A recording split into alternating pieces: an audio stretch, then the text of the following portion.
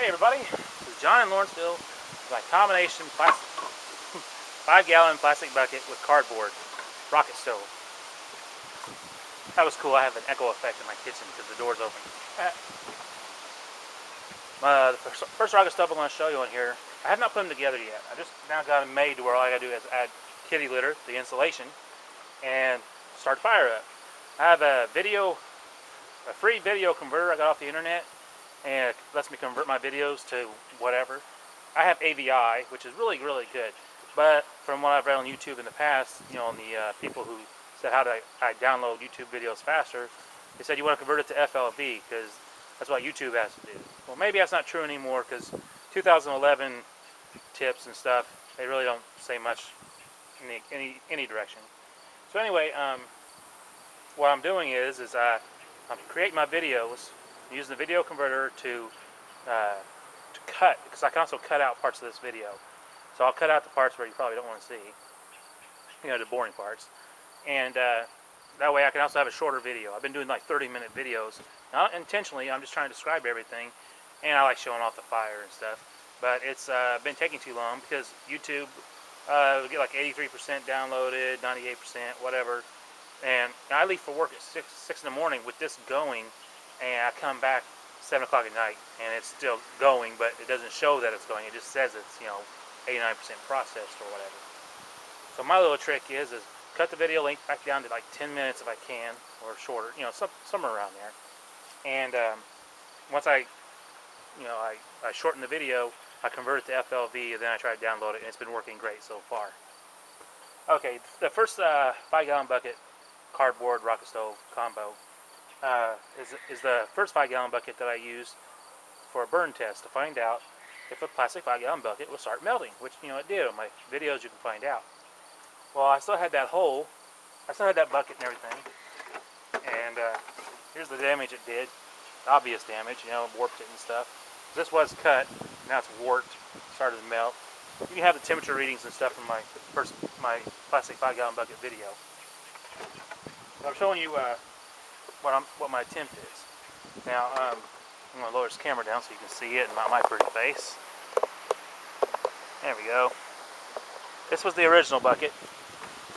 Now, I used a jigsaw to cut down the side, over, and up.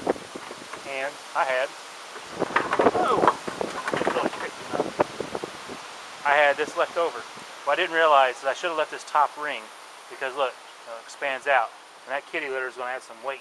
And when you try to lift it to take it somewhere, even if you're just moving it from one location to another, it's going to want to spill out on you. Now let's say it didn't do that and it was perfect. Okay, I'm going to put cardboard on as an inside liner. Cardboard right here as well. You know, it's all one sheet, you know, cardboard box that I just, you know, set up so I can use it here. Now, the height that I want, I'm going to have the hole for the inlet pipe for the fuel. Pretend this is the cardboard. You know, I have it in here, and then I, you know, stick this pipe through here, and I fill up the insulation, and, you know, we're ready to go. A couple problems is this thing here expanding out, like I said. Also, this lip here, I gotta lower this camera down a little bit. Come on, camera, work with me. Okay, this lip here, when the cardboard stands like this, I believe that kitty litter will just want to push it out and push out the cardboard, and then the insulation will come out. So when I cut my other 5-gallon bucket that already had a hole in it for my gardening stuff I was doing in the past, I made a lip that's like up to here, somewhere up to here. And it's right next to this, I'm going to show you in a second. Okay, from what I'm guessing, if this was cardboard and I had a fire going in here, and all this is going good, around the rim here will be 120 degrees. Because when this metal thing was sticking out with the fuel going and it was burning for a half hour to an hour, the highest temperature of the metal that was coming out was 120 degrees. And this plastic was getting there. You know, it was increasing in temperature. Around the edges, it was getting there. You know, I can't remember the temperatures. You can look that up on my other videos. Okay, so let's get rid of this. This is my other bucket that I realized how I want to cut it and everything differently, and I did it. Now, I used the pattern that's on this Lowe's bucket already. It has these little corners on here, Here we go. Hold on. I'll put it together so you can see it better. That little corner there has it on the other side. Well, I used it like that. I went straight up on that corner. I figured the halfway mark from the bottom of this Lowe's label to the bottom of the bucket, a little bit farther up than halfway. I drilled a pilot hole, 2 more beside it, and went sideways to make it one long slit, and used my jigsaw to go in there and cut this square out. So there we go. This cardboard is a little bit damp from yesterday. I mean, just the tiniest bit. That helps me. Now, what I did was I put this metal lip on the cardboard where I thought the cardboard will have the hole at. Drew an ink pen around it, cut the hole out, and shoved this through there. And I wrapped the cardboard around it in a tight circle. Now, it's smaller than the bucket because I got it tight, but I'm going to expand it out when I get it inside. Now, I wasn't sure how high I want this. So if this metal lip is here, I figured if it's here, the heat will disperse around the cardboard. It won't catch it on fire, it would just disperse. And hopefully this plastic will not warp or anything. But even if it does start warping, which I don't believe it will, the cardboard is there to keep the cat litter insulation in for a while anyway. I had some strips left over and I put them on the inside ring here. Purposely had them taller than where I was going to have this hole. So I used my scissors, cut here, and bent this down. See, it's just bent down. Okay, so now, oh, I'm sorry. This pipe here is a 4-inch elbow. This is a 6-inch to 4-inch reducer. Why do I have it like that? Well, I have this charcoal grill thing that I'm going to stick on top of here. The hole is cut out in the center of it. That's 6 inches. It fits on here and sits on this ring here, and you can put your food and stuff on your charcoal grill, and it ain't gonna go nowhere. But also, I've heard from Paul Wheaton on somebody talked about him. Something about where the guy that made that book for rocket stove mass heaters. Oh, I remember what it was now. This guy did his own rocket stove video, and he's asking for help. He said, for some reason I'm having smoke back, because he's putting it in his greenhouse. He has it built inside of his greenhouse. It just doesn't have the plastic up around it yet. And he doesn't want that smoke coming back, and he wants to know if anybody could help him out. All of his pipe work was 4 inches. And someone mentioned about Paul Wheaton and how that book, that rocket stove mass heater book, says you need an outlet that's larger than your inlet. So if your wood's going in here at 4-inch pipe, your outlet pipe for the exhaust needs to be 6 inches or something larger.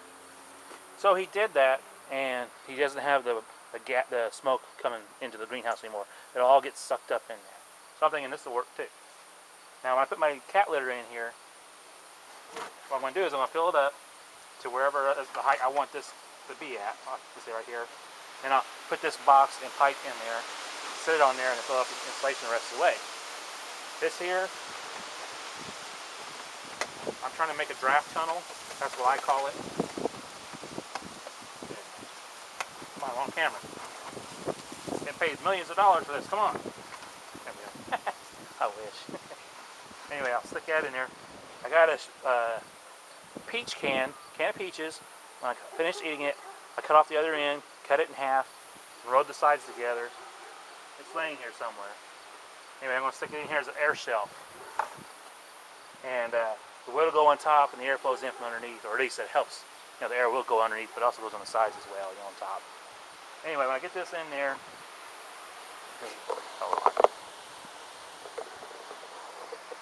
there we go. Get this in there, it should be like this. And it'll be nice and firm. It'll stay like this. And all the weight and pressure from your food or water, whatever it is you got on top of this grill, will be pressing down on this ring. And all this is sitting on the cat litter, so it should all be good to go.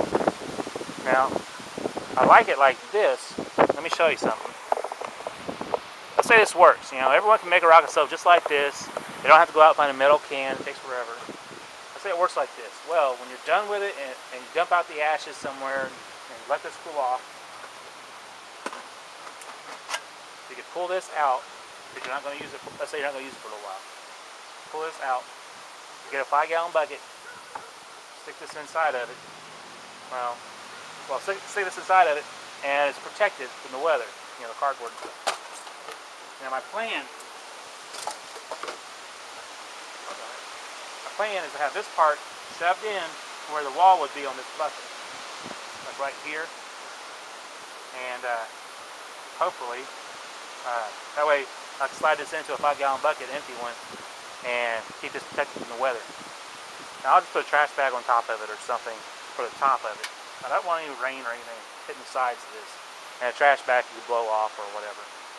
I was going to do this upside down, because then you can just grab a 5-gallon bucket, turn it upside down, lay it over the top of this. It's completely protected. But I'm too lazy right now to try that. Okay, 10 minutes, 45 seconds. This is the end of my first video. Please go to the second one to see the rest of this. I'm going to fill it up with cat litter and stuff. Okay, so I got that video editor. I can do that now. Okay, the cat litter inside my cardboard rocket stove, which is down here. I'm going to steal the litter from it and put it inside this bucket. So I'm going to let you watch that.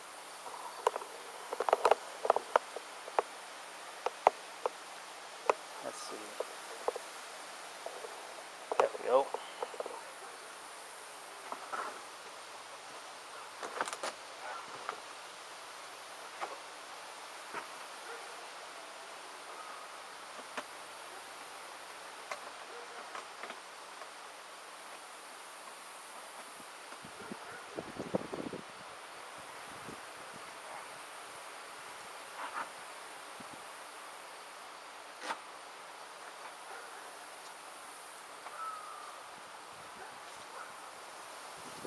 I feel like I'm digging in cat poop.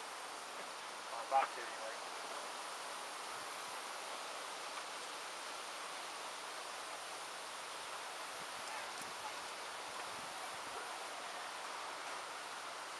Finally.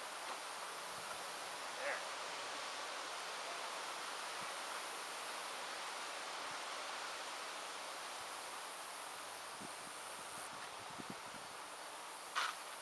Man.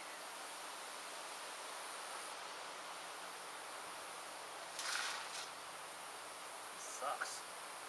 I need a cup or something.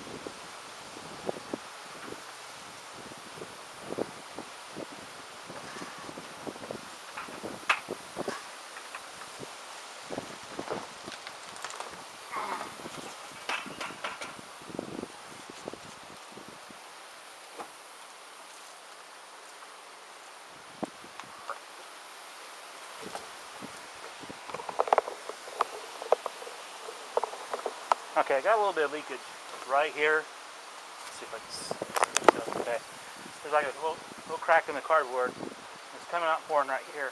So I got cardboard out here. I'm gonna try fill in that crack.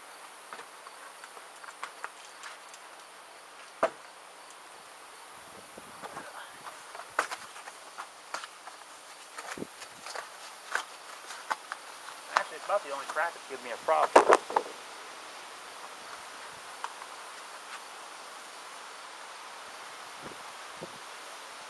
Man.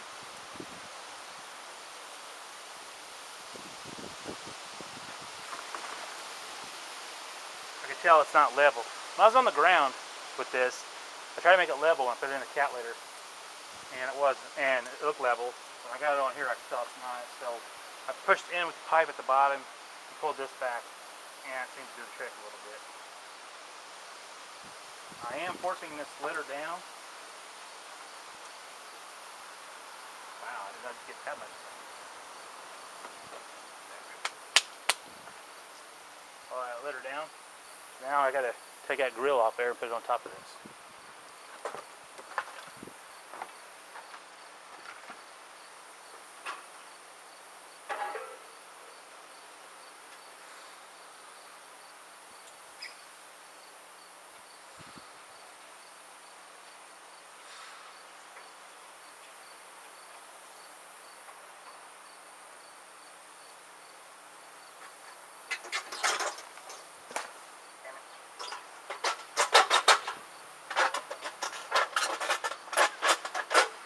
Hey, Travis.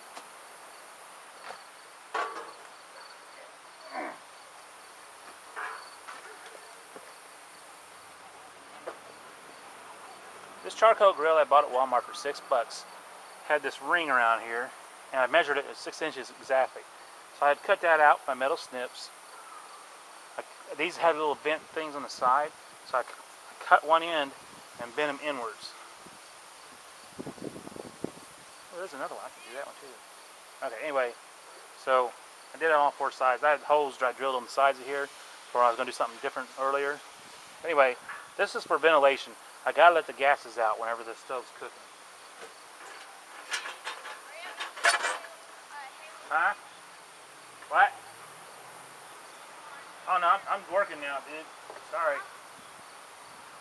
Yeah, I'm working right now. I can't play right now. I'll just kick your butt later. I'll just kick your butt later. Okay, so that's how it's set up. The cardboard should not catch on fire because this pan's only gotten up to 129 degrees from what I did in the past. That's what I remember anyway. Anyway, this cardboard should get to like 400 degrees before it starts catching on fire, which it won't because the gases will come out here. When it's, there's a pan on top of here, the gases should come out on the sides and hit the bottom of the pan, come out on the sides, and not melt my bucket, not catch the cardboard on fire. That's the plan anyway. Okay.